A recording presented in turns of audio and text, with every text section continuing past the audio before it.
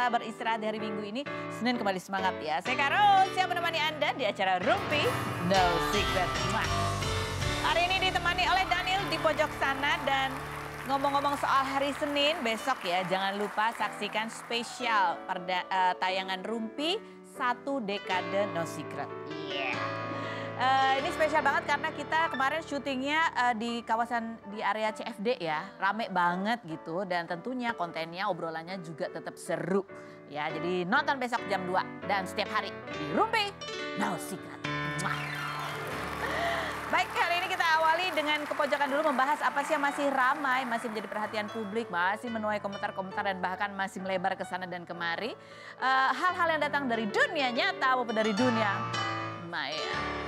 Oke, ini kayaknya fenomena dunia maya ya, karena netizen mulai menggali-gali jejak digital. Ini masih terkait dengan, kan aku masih bingung nih manggilnya siapa sih? Pak Miftah. Nih, begitu kan ya? Apa? Ya itulah. Nih, kemarin kan sempat ramai karena ucapannya yang dianggap menyinggung penjual es teh. Kemudian juga ada ucapan-ucapan yang dianggap merendahkan dan menyinggung Buyati Pesek begitu ya. Ternyata nih ada netizen yang menggali-gali lagi. Ternyata ungkapan, oh udah laku belum es tehnya, kalau enggak ya jualan, cut gitu. Itu kayaknya sering diulang, jadi kayak jadi gimmick gitu ya. Kayak jadi gimmick itu selalu setiap ada yang jual es teh kayaknya itu template-nya kayak begitu. Seperti apa? Coba kita lihat beberapa di antaranya. Sebenarnya ada satu lagi yang penjualnya pakai baju kuning itu juga ada itu. Ya kayak gitu kalimatnya persis. Mungkin orang ketawa karena menganggap itu adalah sebuah gimmick gitu ya, yang sering diucap berulang-ulang. Gitu nggak sih? Oh iya, tapi ya sebenarnya kan ya kan kata-kata itu kan tidak seharusnya, aku nggak tahu deh.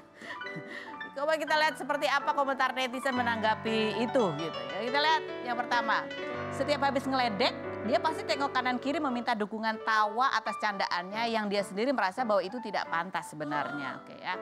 Yang berikutnya apalagi? Lu ada dendam apa sih sama tukang es teh? Yang berikutnya ada lagi, sekali 2 kali aman, apesnya baru sekarang dan gak main-main dampaknya. Yang berikut ada lagi, ternyata benar ya kalau kita ketahuan melakukan sesuatu itu berarti sudah melakukan perbuatan itu lebih dari 2 kali. Lanjut berikutnya, oh emang dah watak gitu ya. Dan berikutnya ada lagi komentarnya, gak ada. Ya sekali lagi itu kan di hadapan publik begitu ya. Kalaupun ada yang bilang kan memang dia biasa kalau ngomong begitu, emang biasa itu template-nya begitu dan lain sebagainya. Tapi kata-kata itu sebenarnya bukan kata-kata yang baik ya. Dan ya harusnya idealnya adalah itu tidak dijadikan kata-kata yang biasa dilontarkan kepada orang, apalagi orang yang istilahnya lagi mencari nafkah gitu.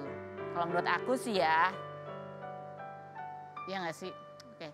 Nah ini tapi ya selain banyak yang kontra protes, mengkritisi, ada juga yang mendukung, salah satunya adalah Charlie Setiaben. Tapi Charlie ini lebih kepada dia istilahnya memberikan kesaksian tentang Pak Miftah yang dia kenal. Dia bilang ada 3 hal yang kalau mendengar kata Pak Miftah ini ada 3 hal. Yang pertama adalah nyentrik, katanya gondrong, belangkonan dan berkacamata hitam. Itu trademarknya sebagai pendakwah yang besar dari jalanan. Dia bilang yang banyak berinteraksi dengan kalangan preman, buruh kasar hingga pekerja komersial. Tentu saja tampilan GM yang seperti itu dianggap wajar dan menjadi bagian dari mereka. Metode dakwahnya pun sering membuat saya takjub plus kombinasi sholawat dan lagu nasional. Yang berikutnya adalah entah berapa puluh kali dia hadir gitu kan, dari mulai di rumah influencer, gang sempit, hotel mewah hingga kawasan lokalisasi di Sarkem. Gaya bicaranya ya begitu, nyeblak, spontan dan terkadang terdengar kasar. Biasanya makin hardcore itu makin riuh yang ngeploin. Kadang saya sendiri jengah dan mengingatkan untuk gak cross the line, tapi ya mungkin karena pendakwah jalanan tadi makanya kebiasaan itu terkadang masih suka nyeplos katanya gitu. Ini dan kemudian nyawer katanya. Ini yang banyak saya belajar dari seorang GM perkara sedekah dan membantu orang, buat saya kebiasaan ini sangat sedikit tandingannya. Sangat sedikit tandingannya.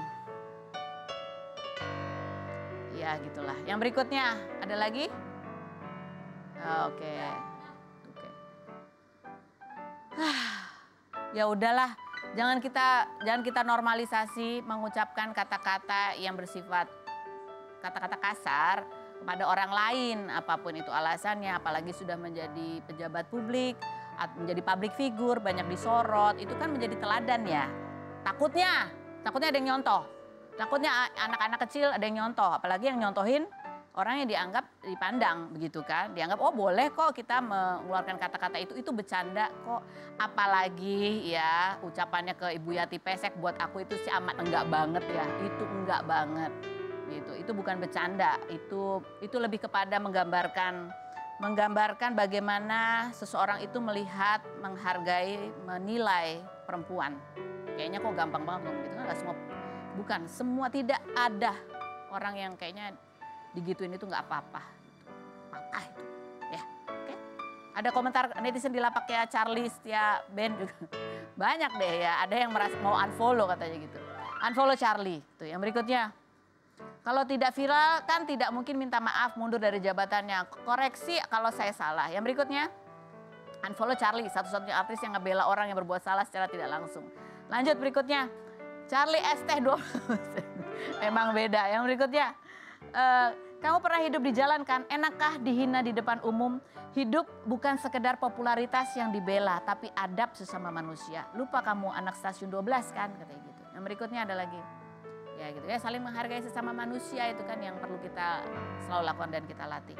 Oh ya, sama ini juga mengingatkan bahwa ya namanya orang salah itu wajar, itu artinya manusia. Kalau namanya manusia, kalau salah ya memang baiknya kalau bisa ditegur, memperbaiki untuk kebaikannya kan, untuk memperbaiki. Kalau ada kebaikannya ya memang semua orang itu pasti ada kebaikannya gitu. Tapi bukan berarti kalau salah dianggap benar. Salah ya salah, benar ya benar gitu. Menurut aku sih. Aku juga banyak salah. Oke, baiklah. Kita menuju ke bintang tamu kita yang pertama, ada Dinar Candy. Kemarin ada kabar bahwa Koapek sudah mendapatkan putusan pengadilan 5 tahun penjara tapi akan banding. Seperti apa kisahnya? Kita lihat dulu profilnya berikut ini. Dinar Candy, artis sekaligus disc joki kelahiran 1993 ini dikabarkan dekat dengan pengusaha kapal asal Jambi bernama Koapek sejak tahun lalu. Koapek yang dilaporkan pengusaha berinisial A atas kasus dugaan penggelapan dalam jabatan pemalsuan dokumen kapal tongkang ini pada 18 Mei lalu telah ditetapkan sebagai tersangka dan 30 November kemarin divonis 5 tahun 6 bulan penjara. Setelah mendengar hasil putusan tersebut, ibu Koapek menangis histeris hingga Dinar yang menenangkannya. Dinar yang kerap menjenguk Koapek selama di penjara ini mengaku dirinya mendapat intimidasi hingga ancaman imbas kasus hukum yang menjerat kekasihnya. Sedangkan banyak yang berkomentar bahwa kasus yang menimpa Koapek merupakan karma Koapek karena diduga telah selingkuh dari mantan istrinya. Benarkah Dinar Candy tidak akan meninggalkan Koapek meskipun tengah dijerat penjara? Saksikan kisah selengkapnya hanya di Rumpi No Secret. Oke, baik, kita sudah bersama dengan Dinar Candy. Ketawa-ketawa. Iya. Ya, baik, kita langsung mau tanya nih, Dinar Candy kemarin juga sempat hadir di sidang putusan kasus yang menimpa Koapek ya. Ini ada artikelnya, Ibu Koapek histeris, anaknya dihukum 5 tahun 6 bulan gitu ya. Netizen singgung doa mantan istri. Kita lihat seperti apa suasana pada saat sesudah putusan pengadilan berikut ini. Baik, ini kan kamu ketika di awal-awal ya mengatakan bahwa ya biasa Koapek banyak sekali yang melaporkan gitu, masih terlihat percaya diri gitu bahwa ya ini akan lewat lah gitu. Iya. Apa yang terjadi sebetulnya di Dinar Candy? Ini tuh sebenarnya kasus dari 2019 awal yang saling gugatnya itu dari 2019 kasus yang awal. Sama, 10 kapal ini sama? Aku tuh pernah tanya, bukan 10 kapal sebenarnya aslinya tuh banyak banget, ada 35 kapal set. Kalau kata Koapek sebenarnya aslinya ada 150 kapal set, cuman tidak bisa terungkap. Jadi kayak yang diungkap itu 10 kapal doang. Tapi sebenarnya detail secara gamblangnya itu kan Dinar nggak tahu. Yang Dinar jelasin itu kan Dinar dekat sama Koapek kan selama 1 tahun. Iya. Jadi dia itu kasus ini tuh dari 2019. Nah, aku tuh pernah tanya ke dia, kamu ngedeketin aku, kamu clear nggak nih? Karena kalau ngedeketin aku nih, aku agak besar nih di media. Karena kalau misalkan ada sesuatu, nanti kamu sebenarnya itu tuh gara-gara, kalau yang aku pikir ya, terungkapnya itu ya kayak misalkan, partner bisnisnya tuh cemburu gini-gini, clash, akhirnya saling lapor kayak gitu. Aku sih udah jelasin berapa kali, bisnis kamu ini abu-abu, putih apa gimana nih? Kalau deket sama aku harus bener-bener di-clearin sebelumnya. Kalau misalkan kamu belum bayar pajak atau segala macam. Karena kan kayak kemarin aja kita kan dipanggil sama Kejaksaan Agung sama Pak Jeremy kan buat ngebahas masalah TPPU segala macam, pencucian uang kayak gitu. Aku tuh tanya ke dia tuh dari awal deket sama aku. kamu clear nggak nih? Terus partner-partner bisnis kamu nih putih nggak? Maksud tuh bisnisnya tuh yang biasa-biasa aja gitu. Jadi intinya apa?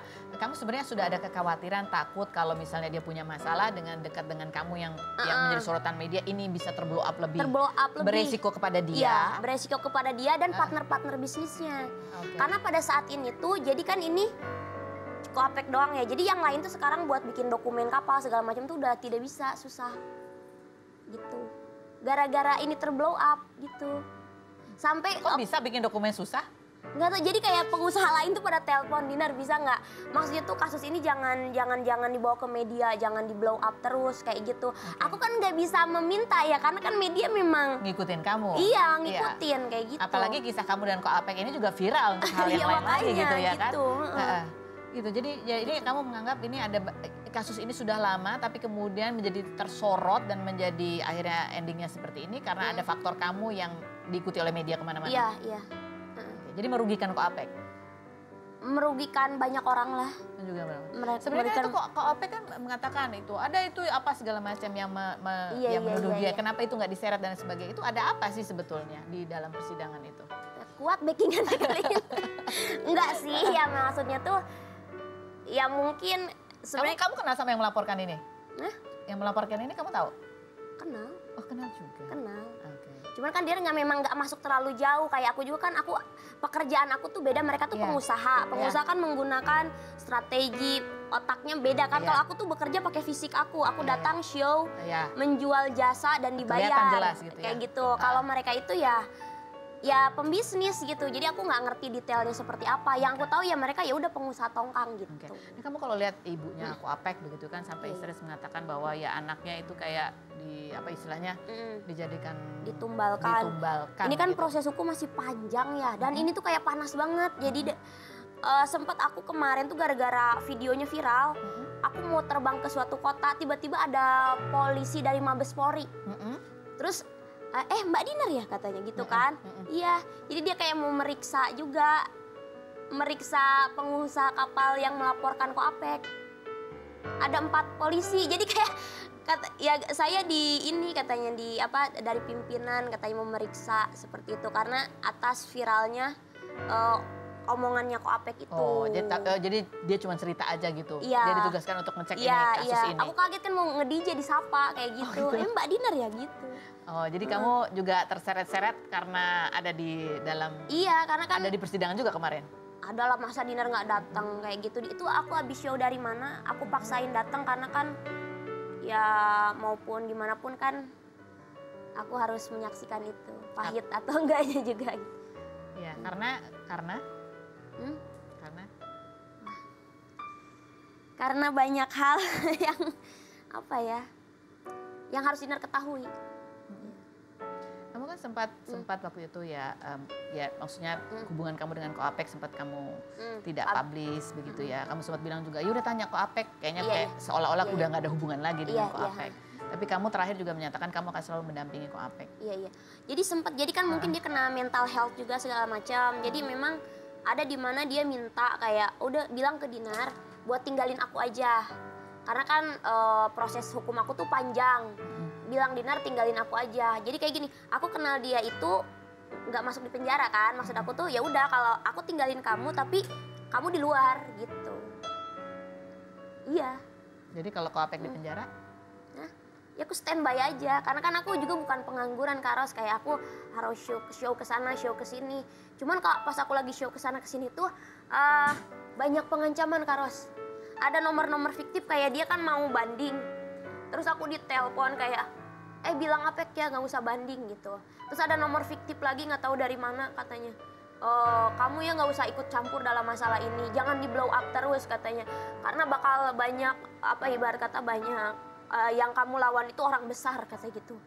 Itu kan Dinar tuh nggak ikutan. Aku bilang aku nggak menemui pejabat ini, aku nggak menemui dan aku nggak pernah atensi kemanapun. Aku nggak pernah minta pembelaan.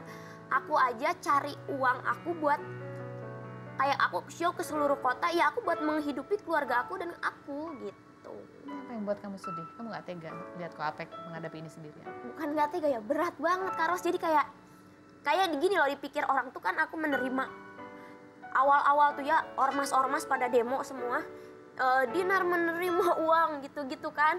Yang Dinar sakit hati tuh orang aku aja di sana invest.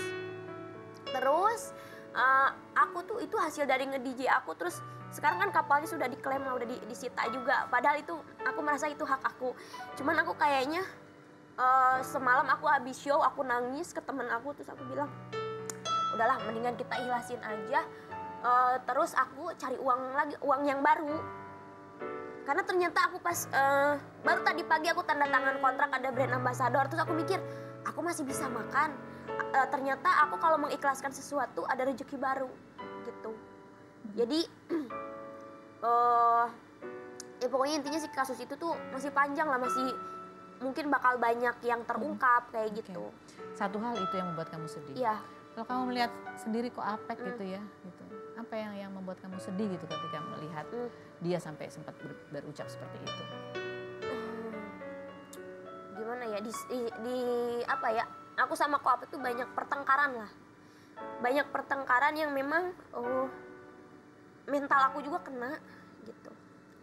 Cuman apa ya, aku tuh tetap bertahan tuh karena aku kan ibarat kata nggak mau dibilang orang, oh Dinar ada pas dia senang aja. Ko Apek senang, pas dia susah Dinar nggak ada.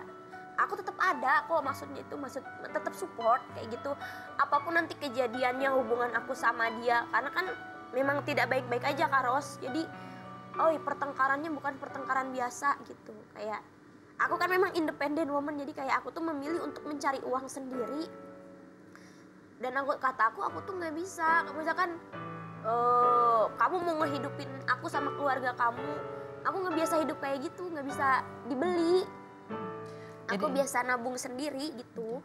Jadi di satu sisi ya hubungan kamu sama dia adalah satu hal lain gitu. Tapi kamu tidak ingin dilihat sebagai orang yang hanya ada maunya aja sama dia. Beban sebenarnya. Itu juga menjadi beban banget. Sementara padahal di satu sisi apa yang terjadi dengan Ko Apek ini mempengaruhi kamu juga. Pada kamu yang independent woman yang juga membiayai menafkahi keluarga itu juga ikut terdampak. Iya, dan banyak ancaman ke Dinarnya. Banyak ancaman. Nah kamu muncul ini sekarang gitu di tengah banyak ancaman, masih ada kekhawatiran nggak?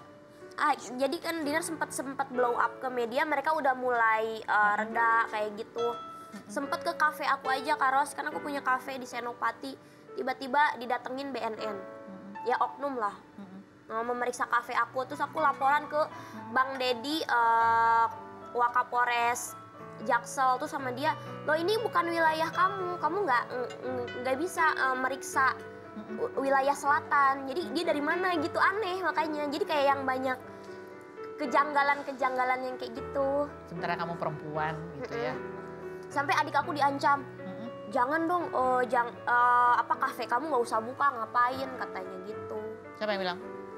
Diancam adik aku, sampai adik aku tuh nggak mau buka kafenya. Teh aku takut katanya didatengin orang, diancam gitu. Padahal adik aku aja buat bangun kafe itu kita jatuh bangunnya bukan gampang gitu. Jadi ya inilah yang sebetulnya orang mungkin ngeliatnya kamu seneng-seneng aja, happy gitu. Ayo party lah pasti. Nah tetap aku kan memang show kesana kesini kan, itu emang profesi aku apalagi ini akhir tahun.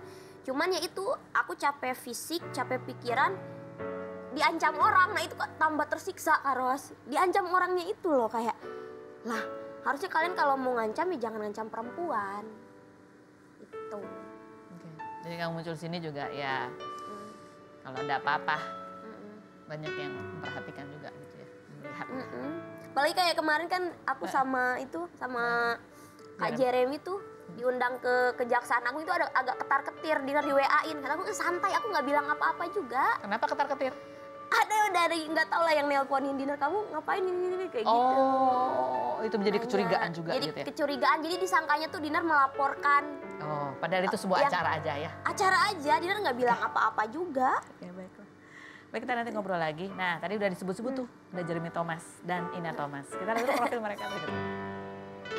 Jeremy Thomas, aktor kelahiran 1970 yang pernah membintangi sinetron Dewi Fortuna tahun 1999 ini sudah 28 tahun menikah dengan model bernama Ina Thomas dan dikaruniai 2 anak bernama Axel Matthew Thomas dan Valerie Thomas. Pasangan yang jarang diterpa berita miring ini November lalu melakukan pembaharuan perjanjian pernikahan di Gereja Katedral Jakarta. Di awal pernikahan, Ina mengaku hampir berpisah karena sudah tidak cinta. Namun Ina menyebut caranya mempertahankan rumah tangga adalah saling membantu saat pasangan sedang merasa di bawah. Salah satunya saat Jeremy jenuh dengan rutinitas syuting padahal namanya sedang naik daun. Sedangkan Jeremy mengaku suka dengan perempuan yang memiliki pengetahuan umum supaya asik diajak mengobrol dan menyebut sifat yang red flag baginya adalah gold digger atau orang yang matre dan menilai sesuatu dari materi. Dan bagaimana cara Ina Thomas menumbuhkan kembali cintanya setelah sempat hilang rasa? Saksikan kisah selengkapnya hanya di Rumpi No Secret. Oke, baik, kita sudah bersama dengan Jeremy Thomas dan Ina Thomas. Apa kabar? Baik, Penny Rose. Ini pasangan ini di bulan apa ya? Kemarin baru melakukan pembaruan perjanjian pernikahan begitu ya, setelah 28 tahun menikah. Betul ya? Iya. Ada artikel 28 tahun menikah, Ina dan Jeremy Thomas kembali ucap janji nikah bak pasangan baru. Ada videonya, kita lihat dulu yang berikut.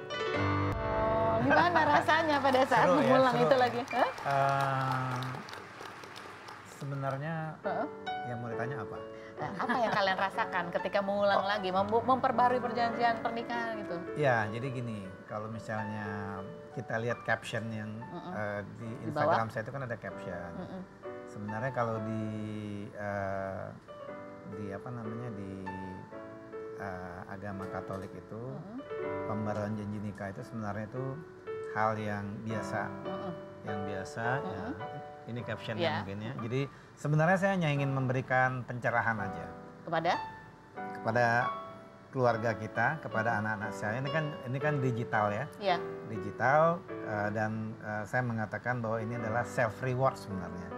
Self reward karena saya percaya, mungkin keluarga juga percaya bahwa menjalani hubungan rumah tangga 28 tahun itu bukan hal yang gampang. Betul.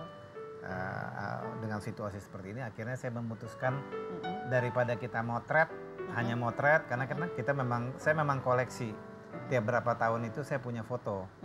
Foto dari awal sama anak-anak dan akhirnya saya pikir udahlah bikin penyegaran janji perkawinan yang kebetulan juga sekalian sama romonya juga diberkatin. Oh. Jadi mungkin ini lebih ke self reward aja Self sih. reward ya, sebagai penanda ya bersyukurlah dari 28 tahun yang kalian Sebenarnya lewati. bukan bersyukur. Kalau mengacu kepada caption saya bahwa perkawinan itu adalah sebuah perjalanan. Iya, ya perjalanan. Perjuangan tuh paketnya, tapi perjalanan. Kita naik pesawat aja dari Jakarta ke Bali, itu namanya perjalanan. Perjuangannya apa? Ke bandara, take off, kena apa? Turbulence. Landingnya mulus apa enggak? Keluar dari airport rame ya. Udah, that's part of the journey. kurang lebih seperti itu. Oke, jadi self reward ya. Iya. Tapi apa yang kalian rasakan ini ketika ya itu? Kan kayak Di dalam dijamu nggak sih? Di dalam gereja diberkatin ya, cukup magical, cukup magis, cukup empowering. Empowering. Karena kan suasana yang kita lakukan 28 tahun yang lalu. Itu kita lakukan waktu kita menikah di gereja di Bonaventura. Sekarang diucapkan lagi sama romonya. Dan waktu itu kita hanya dapat slot di katedral tuh 1 jam. Jadi cukup lumayan tense. Padat. Karena waktu itu banyak sekali kegiatan-kegiatan dari pastoral, dari orang menikah. Jadi kami hanya punya kuota 1 jam. 1 jam. Tapi rasanya empower itu, mau menguatkan lagi. Secara emosional kita seperti di refresh. Karena kan disiramin tuh. Disiramin dan segala macam. Waktu saya post saya begitu banyak mendapat positive feedback. Tentunya kita merasa happy. Kalau Ina gimana? Apa yang dirasakan? Ya tentu aku nggak dejavu ya, tapi pada saat itu berlangsung aku merasakan yang sakralnya kembali gitu. Jadi agak tegang juga sih meskipun nggak ada anak-anak, kan anak-anak lagi sibuk kan. Memang agak susah menemukan anak-anak, tapi memang itu tidak menjadi halangan karena Jeremy kan niatnya memang udah direncanain banget gitu sama dia. Oke, jadi ini memang nggak ada anak-anak karena anak-anak memang sibuk tes. Memang nggak ada pekerjaan. Jadi kalian berdua aja nih? Sebenarnya memang idenya ini bahwa tadinya kita mau foto, setelah itu tanggalnya yang ngaco nggak bisa dapat. Berubah terus semuanya. Akhirnya saya memutuskan ya udah sekalian kita bikin video dan gereja Katolik meminta bahwa bukan hanya sekedar foto, tapi kenapa nggak dilangsungkan dengan, dengan akhirnya benar. dengan schedule yang gitu, akhirnya saya membulatkan hati. Karena tanggalnya yang menentukan gereja. Dari Oh gereja. iya. Pada saat gereja menentukan, pas anak-anaknya nggak yang bisa. nggak bisa. Oke, baiklah. Nah, ya mereka melakukan proses itu. Tapi benarkah ya, kan banyak mendapatkan feedback yang positif dari netizen gitu. Tapi benarkah bahwa ya sebagai pasangan public figure yang mendapatkan julukan couple goals itu juga menjadi agak beban tersendiri juga buat kalian gitu. Setelah yang berikut ini, jangan kemana-mana, tetap di Rumpi News.